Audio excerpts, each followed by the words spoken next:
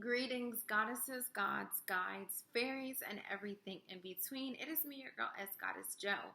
If you are new here, welcome, welcome. I hope you find peace here. And if you are returning, welcome back. If you can't tell by the title of this video, this is kind of like a conversational type of video. I don't have much notes, just kind of points I want to hit on, but it's basically a recap or a follow-up on my goddess journey. If you've ever seen my first video, I'll try and link it somewhere. If you ever see my first video, then you will know that I made a vow to myself that on my 25th birthday, I will start my goddess journey. And I did just that. I made a lot of changes up until then. Now, one thing that I preach on in your goddess journey is that you have to plan and you have to be very intentional. That's why I said when my 21st birthday hit, I'm doing goddess shit. So let me learn myself. Let me learn these situations and the people around me. Let me see who I want in my life. Let me see who I'm going to take more seriously. Let me be the girl who I'm not really. I did a lot of things like that. So I moved very intentionally before I got on my journey. So a lot of people don't know that when you go on a journey, you prepare for anything. If you're going on a trip, you prepare. So in life, when you're making a transition, you have to prepare yourself even for the beginning of the transition. And somewhere when I was 24, I made that plan to prepare for my goddess journey. And within that time, I had turned 25. I was early on in my journey, finding out a lot about I've already found out a lot about myself, but I was applying the things that I've learned, the lessons, the heartbreaks, the emotional roller coasters, the questions, all of those things that I kind of took care of, I healed from before my 25th birthday. It helped me in the beginning. So it helped me really stand in my goddess right. And that's why it's so important to plan ahead. Excuse me. And sorry, I lost my train of thought. And yeah, so a lot of the stuff, things I've experienced beforehand helped me out in the beginning. So moving past the beginning, we're past that. If you haven't watched my channel, since then, I have gotten engaged, married, had a kid. I have a bonus daughter. Yes, my husband already had a child from his previous relationship. We purchased a home. I traded in my 2-door for a 4-door, not a minivan. And yeah, that's kind of where we are today. I'm definitely not the same woman, goddess. I'm not the same. Of course, in everything you upgrade and it changes. So early on in my journey, I felt like this sexy siren. Everything was just sparkly and bubbly. And then I got pregnant. And I felt more of a responsibility to make sure I grow and groom into a woman, not just this young girl anymore. Mainly because I was having a little girl, and I also have another little girl here. So there's two people I need to be an example for, and I want to show them, I want to tell them about this journey, and I want them to explore themselves and love themselves the same way I did when I met their dad and all those things. So a lot of the fun, cute, looking good part of the goddess journey, a lot of the vanity, vain things, which is not bad. I mean, that comes with it. You look good, you feel good, you want to act on it. So, but a lot of those had transitioned to more of a mother goddess type of role, where I wanted to become more nurturing, more compassionate, because when I tell you, early on goddess journey, I was not compassionate. I was taking heads, biting them off, and like, what? I don't have time for this. Very much attitude giving it. But that changed.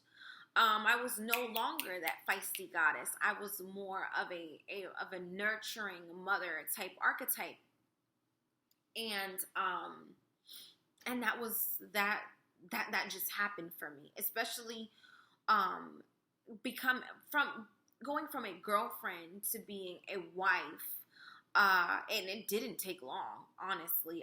My husband, he really fell in love with the person I was at the time in my life. Like, he fell in love with that. He fell in love with the person I loved, which was me. He fell in love because there was so much self-love in the equation, and he wanted to be a part of that. And in my journey, finding him just at the right time, because when I tell you I wasn't looking for anyone, I wasn't.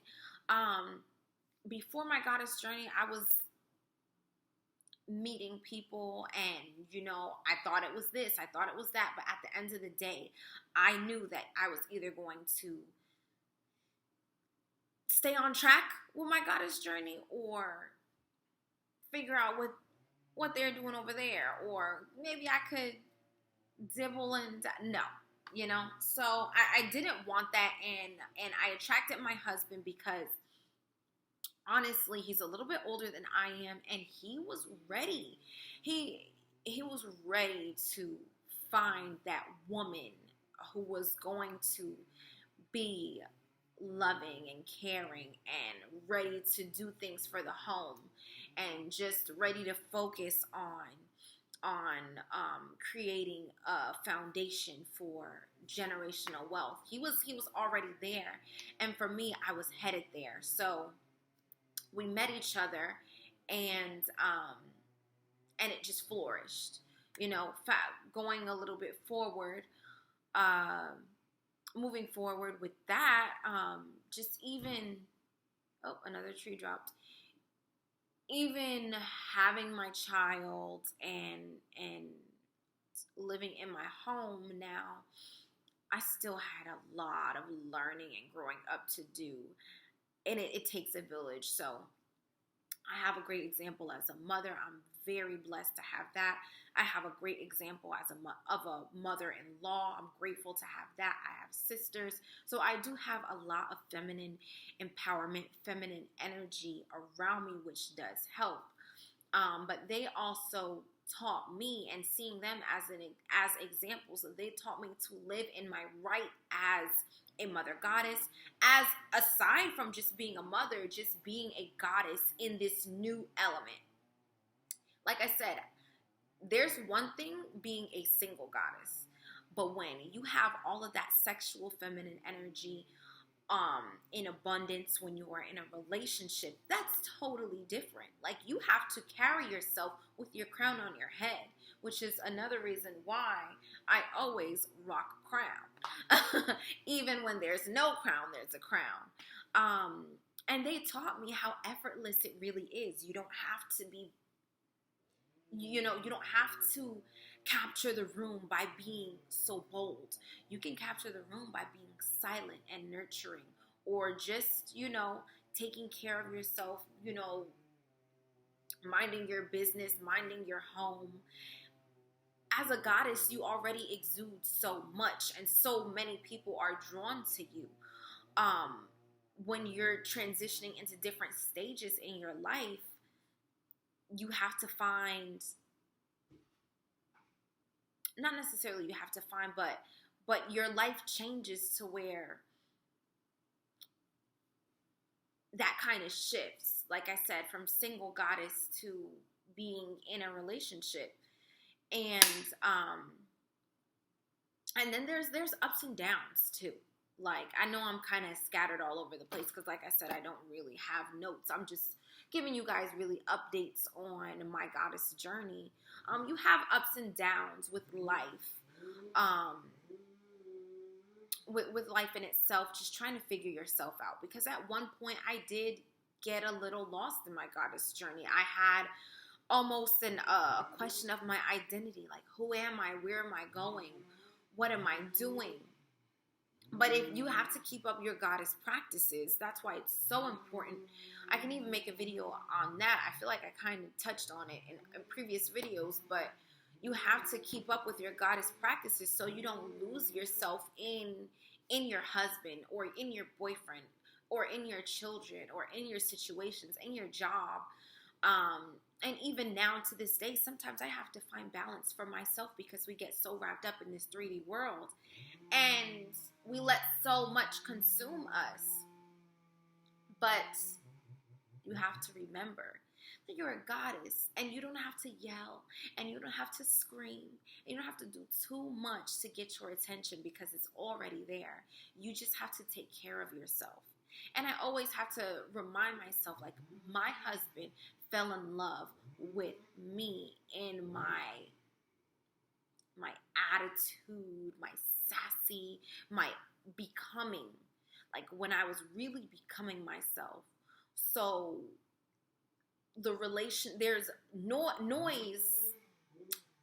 noise interrupts the relationship. Like the noise of you thinking that you have to be this perfect model partner. No, you weren't that perfect model partner when you met. So you don't have to continue to, you don't have to be perfect. You just have to communicate and